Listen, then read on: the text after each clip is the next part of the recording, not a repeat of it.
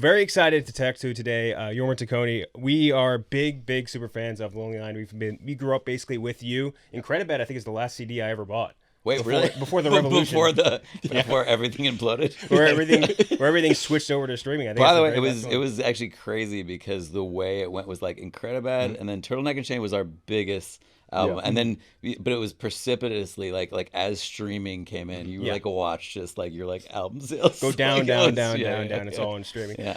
Here to talk about Over Your Dead Body. A couple tries to reconnect on vacation, only to find out that they have plans to kill each other in theaters April 24th.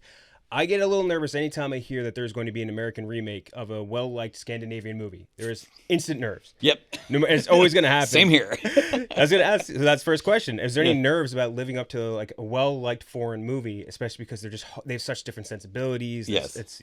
Oh, absolutely. In fact, I absolutely didn't want to make a remake. And when I got approached, I was like, fuck, no. Yeah. Wait, can I curse on this? Yeah. Okay, great. So, yes. So the way it came about was that Tommy, who directed the original, wrote and directed, like co-wrote and directed the original.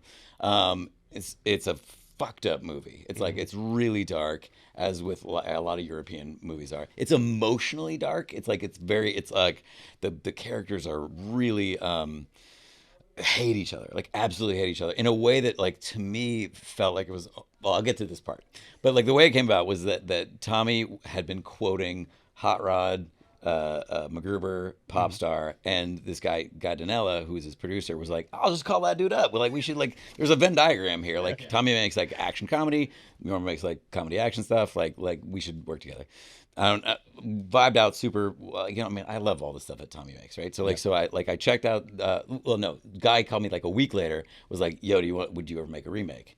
And I was like, no, no, absolutely not. And then he was like, watch the movie. We got this draft from these guys, Nick and Brian, who was Britannic, like really funny sketch comedy writers.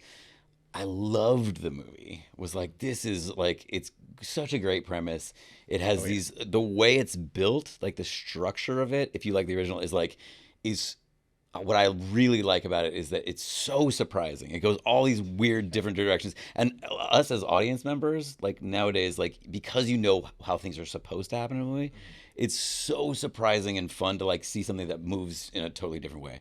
And it's like 3 movies in one too. So I was like, oh, it's like, I mean, it goes from here and then it like, I don't want to ruin anything, but like whatever. So I couldn't get it out of my head. I was like, I gotta do this. And then I love the draft. I just tonally, it's a real tonal shift, but I very much wanted to keep like the teeth of the original. Ours is actually more violent than the original. Like, notice, like it's definitely more gory. I watched the original after, and that's no, it is. And like, but tonally, there's this like weird tonal shift. It's almost like actually really fun, I think, for people to watch the original because they're very much the same movie, right? Yeah. But I think that I'm just very proud of what we accomplished because I feel like it's an American remake. It still has the teeth of the original, but it tonally, I really wanted to root for the couple a little bit more. Sure. And there's like stuff in the original that I'm like, he says stuff that I'm like, I can't come back from this. you know what I mean? Like, so, and see, like Jay Siegel is in it, Samara Weaving, and like they're so fucking charming and like fun and like, and so just like character wise, I just felt like, because you're looking at yourself, this is the longest fucking answer. No. This is perfect. But you're just wondering if you can add something to this. Sure. And so for me, it was just like, one, I get to like, you kind of get to floss as a director of like can I hit all these tones that the movie has. It's a little bit of a suspense thriller, then it goes into a home invasion, then it goes into an action movie, and it just ramps, right? And like so for me, it was like taking all those things, pushing the comedy as best I could without breaking the world. Yeah. And then the comedy like kind of threads all these needles and pulls it all together to me. I'm just really proud. Like Tommy is so proud of it and loves the movie and to me that's like the biggest compliment. It's like I don't think I fucked it up. But you be the judge, April 24th. Is it easier having that as like a reference guide too? Like having an original? Dude, it was like a storyboard basically for you. Storyboard, like because there's like there's shit that I had to be like, if I was gonna try to shoot this differently, it would be like I was just being an asshole as a director to like try to put my stamp on something that doesn't need fixing, right? So there was that. Like, so I was really more focused on like tone and how I wanted to change character. And then there's other things that are very much me at the end. Like the pacing of it, I think is very different, in particular at the end of the movie. Mm-hmm. But what was interesting, like, 'cause this is like, you guys talk about film and like the actual like breakdown of like, so what was interesting is that there was stuff that you found in making it that you realized you were almost like plotting where someone had already been, like you're in someone else's footsteps, and you realize why things happen. Like I would like change things, and then you're like, oh, I see why they shot it like that. It's like you're doing like Silence of the Lambs or something. Like in the mind of the director. No, it was so cool. It was so cool. And again, like I did this talk at USC, and I was like, it's so good to see both of them. Like it's like and just sort of see where the changes are, where the similarities are. So yeah, it was. Yeah, and it is American remake, but you shot this in Finland. Was that was it a creative decision to do that, to like kind of create like some of the same ambiance? Why do you think we shot? I mean, it was probably cheaper. Let's look up tax credits right now.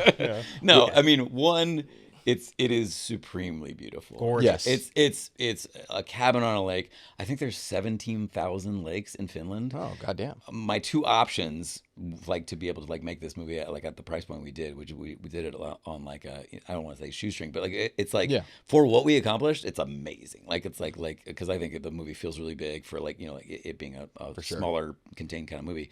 But my two options I was told were Winnipeg and Finland. And if you see pictures of either, nothing personal to anybody from Winnipeg, mwah, good on you. But my God, you're like, no, it's not even a question. It's like it was so nice. And then for me, like it was actually like that. It became such a destination wedding kind of vibe. Like you're all stuck. Cool. It's the movie is Jen Siegel, Samara Weaving, Juliette Lewis, Timothy Oliphant, and Paul Giamatti. I missed that one. Go see it, Paul. If you like Paul Giamatti, go see it. It's not Paul Giamatti. Reprises his role from The Holdovers. Paul Guilfoyle. Paul Guilfoyle has been fucking everything. Is amazing in this Keith movie. Jardine, And Keith Jardine, who's like the second time I've cast him because he was in the MacGruber TV series. Yes, he was inspired casting, by the way. Thank you. He is awesome. No, he's so funny in this movie, and so what was really nice is that you're stuck. You're stuck together. So like we got to rehearse on like weekends. I don't even know if I'm supposed to say that for SAG rules or whatever. But it was like we spent Thanksgiving together. Like it was so fun. That's awesome to do. So yeah. Surprised it wasn't a soundstage in Atlanta. Wasn't offered either. It wasn't. Yeah, I don't know why. We shot this on the volume. We shot it on the volume. You know what's really funny about Atlanta? Because I shot Miracle Workers, that like Danny Radcliffe, Steve show there, and when you're in Atlanta and you're a smaller production, you're like, you're offered like the D crew because like they're all on Marvel. But I was really lucky because I had like Stranger Things had like just raps, so I got like a bunch of like. But you're like, oh, that's a nice role. The beginning of this movie, you have Siegel kind of like lamenting the woes of being a director. Is that kind of fun getting like that little like meta stamp on stuff? Yeah, he's sitting there talking about like, oh, we got the product up here. No, we gotta do it one more time. Like, I did write that scene. Like it was really nice working with like Nick and Brian because they were so generous with their script. All three of us had worked at SNL. They know the deal, and obviously just like comedy guys, I think are very generous with like always trying to make things better, obviously. And not to say that my scene was better, but like that scene when you see it, it goes into a commercial first is how the movie starts, and it is verbatim a Verizon commercial that I was on. There's your verbatim.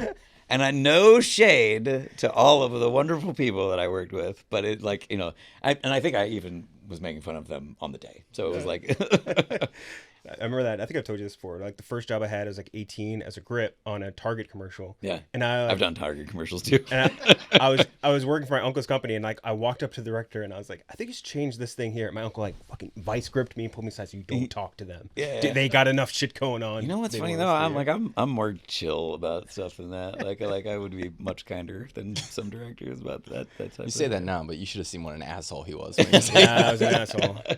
I mean, it was actually, fun fact about that commercial is that one that is Kayla is now Jason Segel's fiance. I think she's amazingly cast in that role by me. Thank you. Wow. And then the guy in that is Nikolai Kinski, who's Klaus Kinski's son. Oh, whoa! Yeah, what a who's jam. in like Holy shit. Masters of Air. Oh, yeah. He went to UCLA with me, and I was just like, he lives in Germany, and I was like, yo, you want to do a fucking thankless part? Hey, I'm no Werner Herzog, but I can get you out here and stuff. Yeah, it was great. Man, I almost started Fitzcarraldo the other night, and I was just like, I'm not high enough for this. We'll come back to this another time.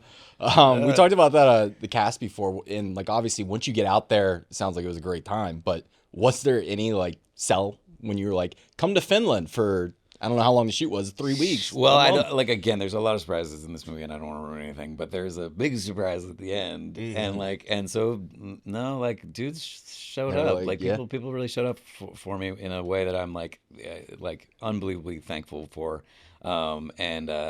No, I think it's just that I'm such a great guy. Then people, no, I mean, like, honestly, like I would say, Timothy Oliphant was the hardest to convince, and I actually he was sort of a pass, and then I hit him up directly, and for whatever reason he was in after that, and then after that we got Juliette Lewis, which is like I mean, they would have commercials. They would have like the conversations where it'd be like Paul Guilfoyle, like Paul's done everything, right? So is Juliette, and they would be talking about like, oh, when I worked with like Leo and Leo DiCaprio, that's cool. Like I was like, wait, what, Julia? What'd you work with him on? She was like, oh, this movie called What's Eating Gilbert Grape. And I was like, yeah, no, I know it. Heard of it? Like you're phenomenal. Like you've been phenomenal. God. Like from the jump. Timothy probably followed that up. He did it with Once Upon a Time. He has that one scene. Yeah. I mean, Timothy. Yeah, those. I mean, they're just like everywhere. Don't call me Jughead, was it? Yeah, I can't remember. Yeah, that's great. There are a lot of like fairly complex stunts and prosthetics and squibs and blood stuff. And without spoiling too much, what was the most technically difficult part of this to film? There is a scene that, again, it is a little bit bloodier than the original, but there's a scene in the front yard area that is like, it's so many stunts and it goes around in a circle and you're trying to like, I think it's like 3 more bits than the original even had. And like it was, so I had an amazing storyboard artist who actually, his name is Janne from Sweden. And I got him from David Sandberg, who did Kung Fury and is doing a new movie that is off the rails. And and Janne is he's a awesome filmmaker in his own right. So it's really fun to like get into that and figure, and then you make storyboards and then on the day you shifted, obviously, sort of thing. But it was really fun to like come up with those things, especially because that scene, there's a lot of buys in that scene of like where guns go and who has what and and so like it was just fun to like, you're always trying to like make sure that things feel like logical enough that you're like, oh, I buy this. Which is like, it's a bit of a trick. Yeah, suspension of disbelief. That's what we took. 101. Yeah. On this like show, you get like you have to suspend disbelief that you guys are even like existing professionals. Oh, that too, all the time. It's the hardest thing. We break immersion all the time with that. As we wrap on this, I know at the start you were very nervous about doing a Scandinavian remake. Yes. But can we start a rumor that you are the Scandinavian remake guy? That people. you are going like like we are going to like start putting up posts that you're doing like a sentimental value By the remake. way, Yeah, we made the graphic for you ahead of time. like we are firing this I off. like the second anybody you- who messes with Photoshop before. Yeah. He's picking up We where want to David. figure out what would make people the most angry, and that's Yeah, sure. with Sandberg in a triple roll as all 3. Have it be the hardest thing to do. Like Yeah. you're like, hey, what's the best thing? That we can-" Sure, definitely. Speaking of though, my name is Finnish. Jorma. It's Jorma, right? Which is I'm so surprised it's like the rolled R because it sounds like almost Spanish or whatever. But like, and then if you added an N to my last name, it would be Taccone, which is like a full-on Finnish name. So everybody who met me was like, oh, you're definitely, and then I obviously, and in no way I'm Finnish. Did you speak? No, they are very stoic culture, and I'm like, I just told this story on Reddit, so I might as well so when I was there, first week, met like all my locations guys, whatever. It was very like mild-mannered dudes, very sweet guys, sort of thing. But it was the end of the week. We all had a drink. I was like, yeah, take me out to some Thai bars, whatever. We start drinking, and then they're like, by the way, we are huge fans. We love Lonely Island. And I was like, dude, we've been hanging out 12 hours a day for 5 days, and you just mentioned it, right? So like that's the vibe of Finland. They're very just like mild-mannered, whatever. Except for when I went to Helsinki, I was hanging out with like my producer Aram, who's like he goes hard.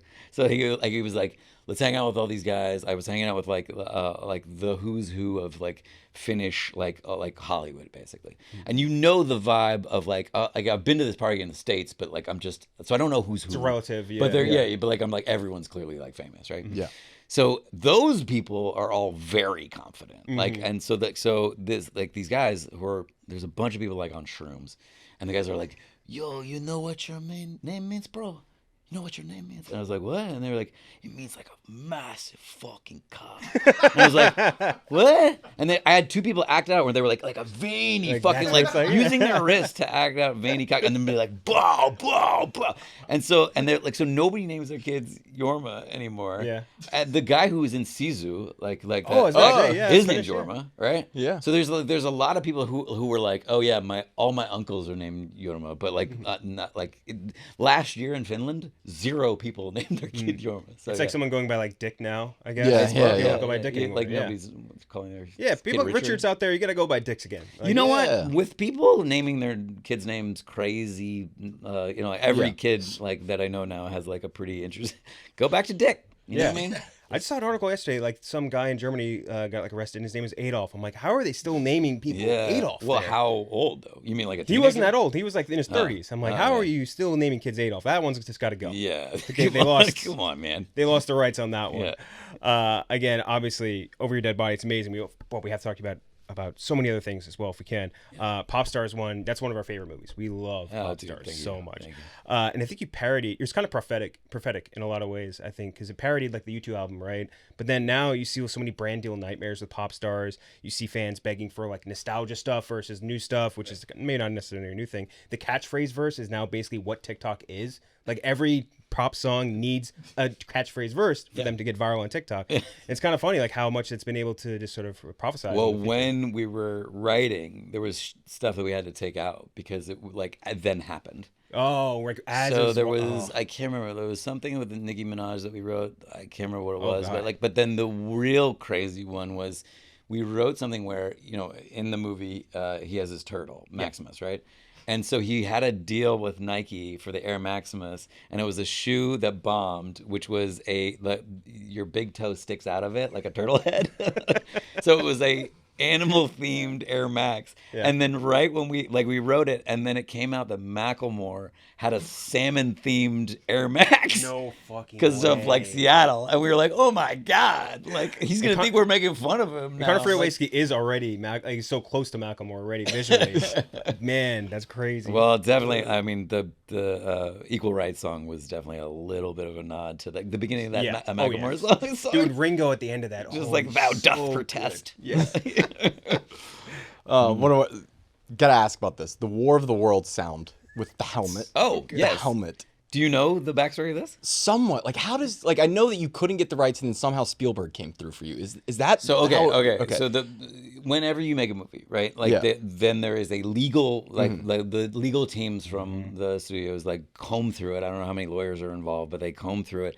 Our like legal document was 70 pages. The movie is 80 whatever minutes. Like it was 70 pages with like 5 notes per page. So it was like everything was a problem. Like you can't say this, like this footage, like whatever. And then, and that one, they literally wrote like we had a phone call with them because we were like, like War of the Worlds, and they were like, you expect us to talk to call up Oscar-winning filmmaker Steven Spielberg and ask him to use his War of the Worlds sound. In the movie, I have this crazy head, like this like DJ head that's put on my head, like put on me, like is very embarrassing. So it has like crazy light that shoots out, and it also for no reason makes the sound that we wanted to be the War of the Worlds, like whoa. I actually have it on my phone, but it's like the tripod sound. It's incredible. And so and then we were like, Like hit him Duh, up, yeah. like what Spielberg had done a Laser Cats, so like we knew him from that. I guess we could just hit him up and be like, "Yo, you remember us from Laser Cats?" And we brought him an email and just got a response back, being like, "Yeah, sure." Yeah, that's amazing. What a guy. Yeah, great guy. You Good had so many, filmmaker. yeah. So many great cameos in it. Were there any that you tried to get but couldn't get? Was there one like White Whale or something? Only people that, because I don't want to like put anybody on Sure. blast. Like this was not because of anything. It was like it was so hard to get people because their tour schedules. Yeah. Like it's like Gaga was on tour. Like so, like we put out a lot of feelers to people. Like Rihanna, like we were so close to getting her to do a bit, but it was just that like her tour schedule Timing, didn't allow it for. And then we also were gonna maybe get Ninja from Diane Ward and Yolandi to be in it, but then their visa ran out. Oh, jeez. Yeah. That's crazy. Just wrapping up on kind of the Lonely Island stuff, or we'll get more into Hot Rod in a second, I guess. But I would consider you all like the forefathers of like internet age humor. Like, but did you realize in the moment, like 20 years ago, when you start uploading sketches, like, did you realize what you were doing, or did you have any sense of like the long-term effects you were having and the influence? No, at all? I mean, I think that it was weird for us to go from like putting stuff online on our own website, which was like, we were sort of like pretty early on with that because you couldn't, like the download speed and just even housing your stuff was hard. Like, and it was like, I think at the time it was like heavy.com, Atom Films, iFilm, and you had to like literally send in like a VHS tape and then have them approve it and put it on their site, kind of thing. And we had some stuff that was on like Heavy and but our stuff was housed on Akiva's brother's like really tech savvy. So he was able to like get us on this website. I'm not going to name the name of the website that we were on and where we housed stuff. And then, but we occasionally like we would get like a hey guys, like this thing blew up this month. Like you owe me $1,000 for like the bandwidth, right? The other way. But this was so early days that like honestly like when we got agents, their upload speed wasn't fast enough to watch our stuff online. Jeez. So we literally had to send in a VHS. VHS tape is like a large cassette tape that plays movies. But that's how we had to like send in our stuff. So this is such early days. And then within 5 years, like when we get on SNL, we're making the same stuff that we'd been making for a long time. But we would borrow a video camera. We had an XL1 Canon, so then we would just borrow it from our friend. We'd make these little videos, put them up on our own thing, and then then we make Lazy Sunday. That's the first like the Chronicles of Narnia rap video thing, and then when we make that, it's literally the next day that it aired on SNL, and it's the same shit we've always been making, same tone, like whatever. So to have something that you're so used to being like, this is what we make, and then have the platform of SNL and be like, whoa, this has legs. Like you're airing on this crazy platform. Like at the time, like I think 6 million people were watching the show, whatever. It has gone down because then there was 1,000 shows after that. Yeah. But it was the next day that Akiva's brother was like, hey, it's on this site called YouTube.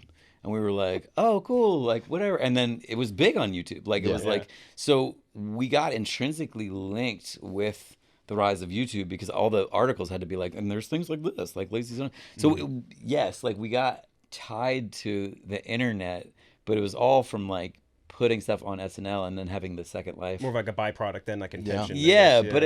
But we got lucky. We got it was also so like if it wasn't us, it was gonna be somebody else. Yeah. So then it's like all of the things that we were making were then going on this thing, and it was wild though. Like especially to make stuff that is like there's stuff in Lazy Sunday that is directly referencing like other things that we had made. Like we made this song called The Heist. There's like lines that's like instead of like snack attack motherfucker, that's like Gamma Mia motherfucker. And like so it's just weird like to have that happen. It was bugged out. We want to end up with something we call it the 6-pack, just 6-pack of rapid fire questions. Great. First of which being, I'm clearly not good at giving short answers, but I'll try. Fast as you can. No, take what you want. Okay. What was the hardest Lonely Island song to make for you guys? I'll tell you that we tried to crack a song that was like a party jam, like the Black Eyed Peas have that, like Mazel Tov, and like it feels a little pandering to like every occasion. And we've always wanted to make a a song that was either going to be like every occasion, like it's Thursday and it's Friday and it's like whatever. It just never worked out. Like we can't crack that song. And then there was on the polar opposite of that, we wanted to make a song for Halley's Comet return, and was gonna be like, this is a party jam about Halley's Comet 19 in 2054, might as well buy the song now because you don't want to be left out. That didn't work either. It just didn't. Those concepts don't work apparently. In honor of your film, Thank Over you. Your Dead Body, Yes. what is your favorite Scandinavian movie? Oh God, Scandinavian movie. What was this is gonna make me sound like I fucking don't have Anatomy of a Fall is great. Yep. Amazing. And that reference to, I'll just go with that because that, like, when that 50 Cent thing comes on, you're like, whoa, this is some other shit. Justine Triet. I love it. I love that. Yeah, so I'll go with that one for now. What was your favorite skit that never made it to air on SNL? Mugless, and you can hear about like a whole episode that we did on our podcast about Mugless. It was very uncool. It's just me being a total dickhead in real life, and then Will Ferrell playing me as a dickhead in an office setting. Because you are a producer on it, do you have a favorite I think you should leave skit? God, I love the Bob Odenkirk Triples is best. Yeah, triples of the road. She's the most beautiful woman in the world. That one's amazing. I love the Pay It Forward one. Oh, yeah, That's so incredible. But like even you guys' reaction, I can literally name Every sketch single one. and You'd be be like, that one. That was the best one. Kiva directed the one with Fred, Fred Willard as yeah, the church one. He's like the That's so funny. He's the organist. Yeah, and his name is New Joe. Yeah, New Joe. Yes, New Joe. Yeah, those guys are incredible. Who do you think the funniest people in comedy are right now? Just some of your favorites, personal. I always gravitate towards people who scare me a little bit. You know what I mean? And people who I don't understand how they do what they do. You know what I mean? So the things I've been asked about recently that I like that maybe are a little weird. Like, Haha You Clowns is amazing. Have you seen that on HBO? No. Oh, dude. Oh, It's on HBO. Yeah. Haha You Clowns. I've seen pictures from this. Anything by Nathan For You, like Nathan, like he's incredible.